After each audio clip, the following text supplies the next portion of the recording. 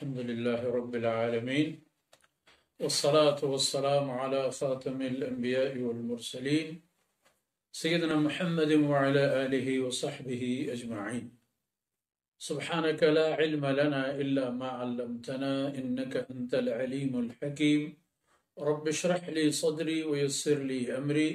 واحلل عقدة من لساني يفقه قولي واجعل لي وزيرا من أهلي رب زدني علما وارزقني فهما ثم أما بعد. وما محمد إلا رسول قد خلت من قبله الرسل.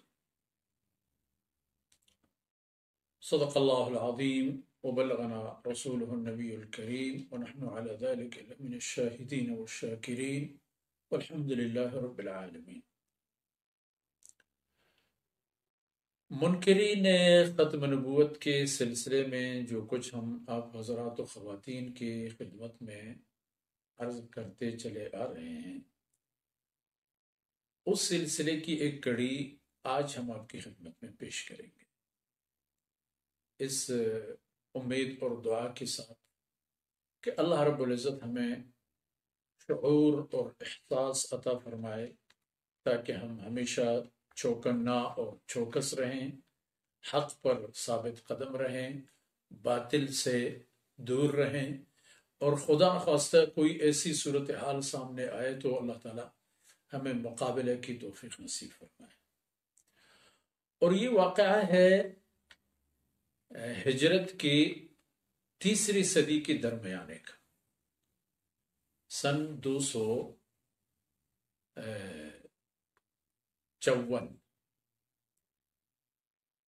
اور زمانہ ہے عباسیوں کا۔ ایک فتنہ کڑا ہوتا ہے علی بن محمد الخارجی کے نام سے۔ دراصل یہ عرب نہیں ہے، یہ رے شہر کے رہنے والے ہیں، اور رے شہر موجودہ تہران کہلاتا ہے، ایران کی جو مرکزی شہر ہے، کیپٹل سٹی ہے اس کا، اور آج بھی اس اطراف میں اسی نام سے ایک حصہ ہے تہران میں جسے رے شہر کہتے ہیں۔ یہ آدمی اسی ایریا کے تھے، اور یہ پورا خطہ اس زمانے میں سلطنت اسلامیہ کے ماتحت، پورا خطہ، پورا ایریا، شمال افریقہ سے لے کر مشرقی افریقہ سے لے کر افریقہ کے کچھ حصوں تک، اور خطہ فلسطین، شام، عراق، اور یہ جو وسط ایشیا جسے سمجھے، ان پورے ایریاؤں کو ماوراء النہر بھی کہا کرتے تھے۔ پورا خطہ مسلمانوں کی حاکمیت تھی، اور زمانہ تھا عباسیوں کا۔ اب یہ فتنہ جو کھڑا ہوا، یہ بھی عجیب سا، ایک عام آدمی بظاہر دربار میں آنے جانے والے ایک ایسا آدمی جو درباریوں کے قصیدہ کہا کرتا تھا اور ان سے گزر بسر کرتا تھا۔ کسی وزیر کی شان میں کوئی قصیدہ لکھ دی، مجمع میں پڑھ لی، کچھ انعامات سے نوازا انہوں نے، ان کو لے کے اپنا گھر چلائے۔ پھر چالاک آدمی تھا، ہوشیار آدمی تھا، اور اپنی اسی ہوشیاری کے بل بوتے پر اس نے لوگوں کی کمزوریاں، عوام کی کمزوریاں، حکام کی کمزوریاں، یہ تمام چیز نوٹ کیے۔ دراصل عقیدتاً وہ خارجی مذہب اور فرقہ سے متعلق تھا، اور عقیدتاً اس زمانے میں خوارج کو ان کے عقائد کی بنیاد پر دائرہ اسلام سے خارج کہا جاتا تھا، جنہوں نے قرآن اور سنت کے احکامات اور وقت کے عمراء اور حکام کی اطاعت سے بغاوت کی تھی، اس لیے انہیں خارجی کہا جاتا۔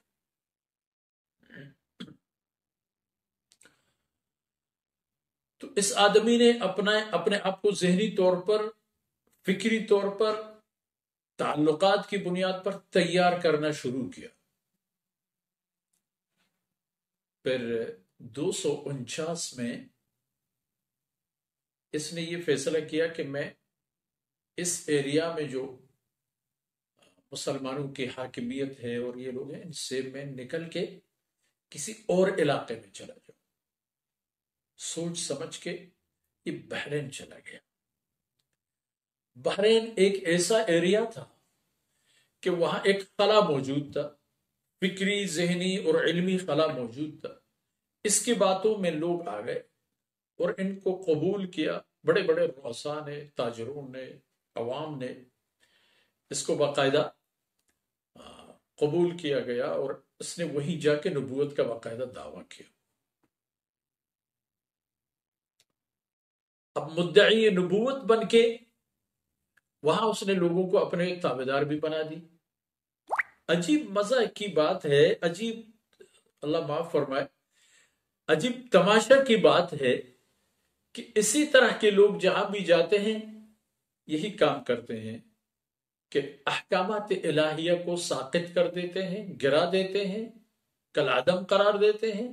اور لوگوں میں ایک قسم کی اباحیت سا ماحول پیدا کر دیتے ہیں.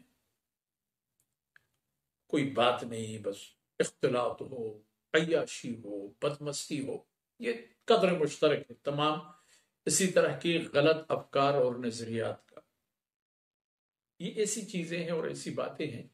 کہ لوگ اسی طرح کے ماحول کے گرویدہ بن جاتے ہیں، جلدی متاثر ہو جاتے ہیں. تو اس نے اپنے وہاں ایک ماحول بنا دی، ایک صورتحال بنا دی. جبکہ بصرہ مرکزیت تھی اس زمانے میں، یہ وہاں سے پھر اپنے وہاں کے لوگوں سے میل جل کر کے ان سے قول اور معاہدہ کیا کہ مجھے چونکہ اب اپنی نبوت آگے لے جانی ہے اور مجھے احکام الہی موصول ہوئے ہیں کہ میں فوری طور پر بصرے جاؤں اور وہاں کے گمراہوں کو سیدھے رستے پر لاؤں. تو اب گمراہ کون ہیں؟ وہی لوگ جو قرآن و سنت پر عمل کرتے ہیں. اب ایک آدمی جو خود گمراہ ہے وہ جا کے لوگوں کو بقول خود ان کا اصلاح کر رہا ہوتا ہے. ادھر آیا چپکے سے، علانیہ، ادھر ادھر اس نے اپنے لیے لابی بنانا شروع کیا، اور بحرین سے بھی انہوں نے اپنے آپ کو تیار کیا ایک عجیب انداز میں. عجیب انداز اس کی یہ تھی کہ اس نے افارقہ جتنے بھی تھے خطے کے، یعنی زنگی لوگ یا افریقی حبشی لوگ جو خطے میں لائے گئے تھے جنگوں کی دورانیے میں، غلام بن کے آئے تھے، بنائے گئے تھے، اب وہ لوگ، ان کی جتنے لوگوں کی غلامی حیثیت باقی تھی، اس نے ان پر کام کرنا شروع کیا. اب ان زنگیوں کو، جن کو زنوج یا زنگی یا زنجی کہا جاتا تھا، ان میں دو باتیں عجیب سی تھی. ایک ہی کہ جسمانی طور پر بڑے طاقتور قسم کے لوگ تھے، ہٹے کٹے، تنومند، اور دوسری بات یہ تھی کہ مشقت طلب لوگ تھے، تحمل ان میں تھا. جسمانی طور پر بھی بڑے طاقتور لوگ تھے اور سخت قسم کے کاموں کے عادی بھی تھے اپنی جسمانی ساخت کی بنیاد پر. علی بن محمد الخارجی اس ہمارے موجودہ ٹاپک کا مدعی نبوت جوٹس، اس نے ان لوگوں پر کیا، ان کو اپنے گرویدہ بنا دی، ان پر خوب ذہنی طور پر کام کیا اور ان کو باغی بنا دی اپنے ماحول کا. ان لوگوں کو اپنے ماحول کا باغی بنا دی کہ بھئی آپ لوگ میرے پاس آ جاؤ، آزاد رہو، عیاشی کرو، خوش رہو، مال غنیمت دے دوں گا آپ لوگوں کو، آپ لوگوں کی مرضی کے مطابق جو مل جائے گا آپ لوگوں کی ملکیت ہوگی. طاقتور لشکر تیار کی، جنگی ٹریننگ بھی ان کو دے دی، تیار کر کے 5 سال محنت کر کے وہاں بحرین میں پھر آ کے بصرہ میں مقیم ہوا، اور یہاں پر بھی اس نے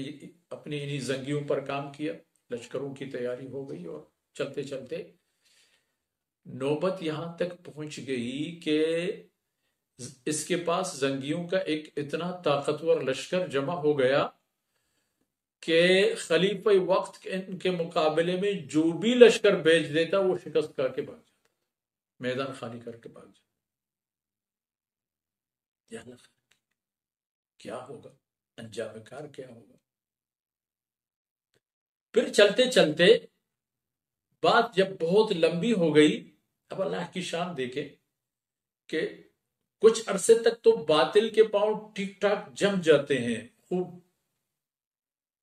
اس کی طاقت کا مظاہرہ بھی ہوتا ہے، اور یہ اس لیے بھی ہوتا ہے تاکہ اللہ رب العزت حق کو ان کے سامنے لا کر ٹکرا کر حق اور اہل حق کو ان کی حقانیت ثابت کر کے دکھا دے، اور باطل کو ان کے بطلان بھی ثابت کر کے دکھا دے۔ ان کے لیے بھی یہی ہونا تھا۔ اب اندازہ لگائیں کہ مجموعی طور پر علی بن محمد الخارجی کی مدعی جو ادعائے نبوت بھی کی، جس نے پورے علاقے میں کوہرام مچا دیا، علاقے میں تباہی مچا دی، بڑے بڑے شہروں پر بھی قبضہ کیا، لشکروں کو بھی شکست دے دی، پورا دوران ان کی 14 سال تک رہا۔ 14 سال بھی بہت بڑی بات ہے اسی طرح کے افکار کے لیے، لیکن اللہ رب العزت نے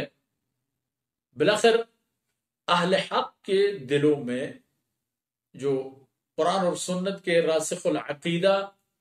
اہل ایمان والے مسلمان تھے، اللہ نے ان کے مقابلے میں ان کو ہمت دی، شکست تو کھاتے رہے، مرتے رہے، شہید ہوتے رہے، شہروں کے شہر بھی ان کے ہاتھ میں آ گئے، بہترین مسلمان خواتین اور بچوں کو پکڑ کے انہوں نے اپنی باندیاں اور غلام بنا لیے ان زنگیوں نے اپنی اس مدعی نبوت کے ذریعے سے۔ لیکن عاقبت الامر اللہ رب العزت نے توفیق دی معتمد عباسی، اس کے زمانے میں ان کی قیادت میں، باپ بیٹے کی قیادت میں، اللہ رب العزت نے ان کا کام تمام کیا، اور ہوا بھی عجیب انداز میں کہ اللہ رب العزت نے عباسی اس خلیفے کو اتنی بصیرت دے دی، جو جوان آدمی تھا اور یہ مدعی نبوت سمجھ رہا تھا کہ یہ تو ایک بچہ ہے، اس کو میں بہت جلد شکست دے سکوں گا۔ اللہ نے انہیں اتنی بصیرت دی کہ یہ بالکل ہر معاملے میں انتہائی دقت کے ساتھ، دور اندیشی کے ساتھ،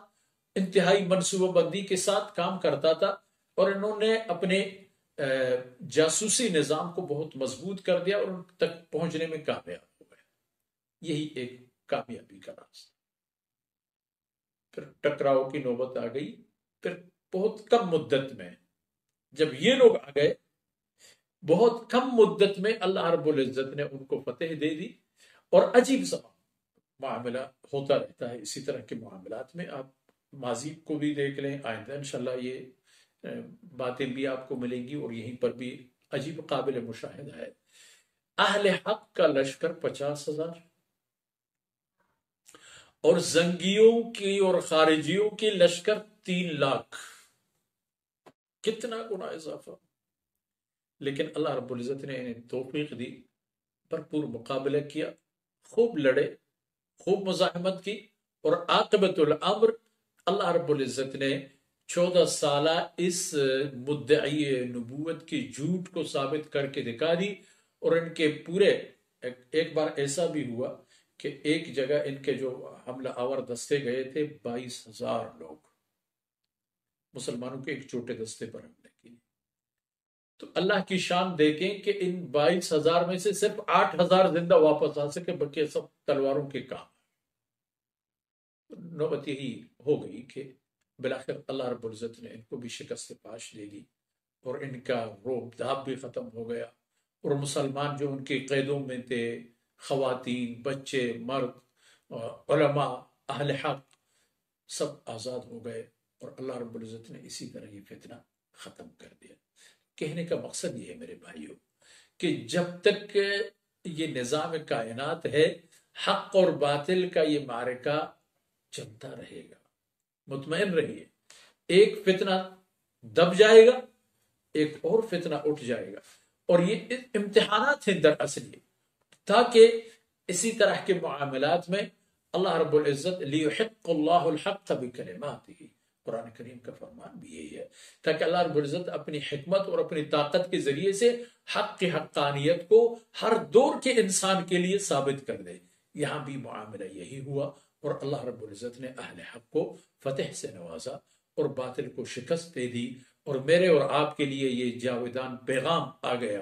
کہ ہر زمانے کے مسلمان کو اسی طرح ہوشیار اور میدان میں موجود رہنا ہوگا۔